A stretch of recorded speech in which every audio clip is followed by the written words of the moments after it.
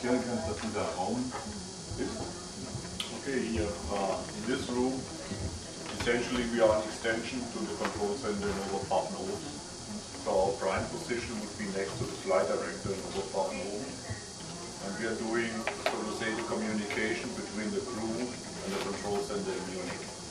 So for this PAO event that we were just participating in, we had a direct link to the CAPCOM, which is the NASA communicator.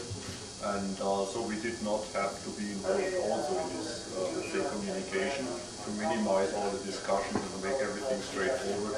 This is centralized in the PAO office and with the CAPCOM in NASA. And you've got the handovers to the various stations. If it's just, let's say, a PAO event that is handled between ESA and the stations, and every once in a while we take care in the coordination. But in principle, we are monitoring always space to ground 1 and 2. These are the two channels that the crew is normally using. And whenever they call us, we of course reply. And the other main, let's say, activity is preparing the daily activities, looking into the documents, that they are really consistent, that the crew understands everything, and that every document that they read is straightforward. That is, I would say, at least as important as the other fuel communication issue that we have here. And yeah, at the moment I was just, because we have LOS, that means no video from the station, I was going to NASA TV, and by chance they are just showing the transfer of the latest shuttle that is landed in Edwards and is now being on the trip back to KSC, to Florida. That will be a 2-day journey, so tomorrow they will be here. And when an astronaut would then call you, so what, for what an astronaut would then call you? What purpose? For what? Normally, let's say, a routine call would be that they are finishing the one or the other activity, so it's just we are done with this and that activity. That is, if no questions arise. On the other hand, every once in a while they would say, I'm working here on BioLab, for example, and I cannot open this door. I pressed the button, but it did not work. And then I would try to get the information from the flight control team. Normally I would not immediately reply, I would say, okay, we copy, we understand your question, and I will check with the ground team and tell you then the reply. And normally, if the problem is not too complex, I would say within a minute or so I have the right answer and can reply to the crew what they should do. For example, press an additional button simultaneously and then the door opens, something like that. But of course there can also be situations when it takes longer, and then we simply have to defer and tell the crew, okay, we have to stop this activity at the moment and you continue with other activities. It means that 24/7 there is somebody...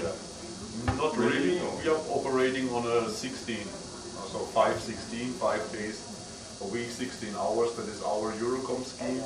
Because anyhow the Columbus Control Center is working on this 24/7 scheme, and so someone is always there to receive. Always you? No, that would be then, if we are not on console, then it would be the Columbus flight director who would receive the call from the crew. But normally they are sleeping during the night, and so this really would be just a call in an emergency situation. And up to now, at least in the night, I'm not aware that we ever had any, let's say, call from the crew. But yeah, so at that time, effectively, you take the role of CAPCOM when there's an emergency. So instead of an astronaut in Houston taking the call, it's you taking the call. You're acting as a CAPCOM then. Okay, let's say if it's an emergency, then definitely Houston will take over.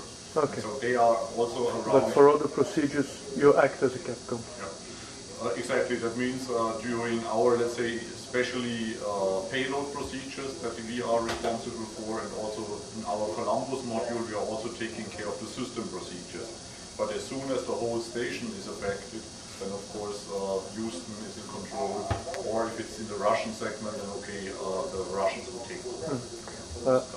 Are you aware if you work with the people in BIDA, in Brussels, who control the solar experiments on board Columbus? Do you know by heart?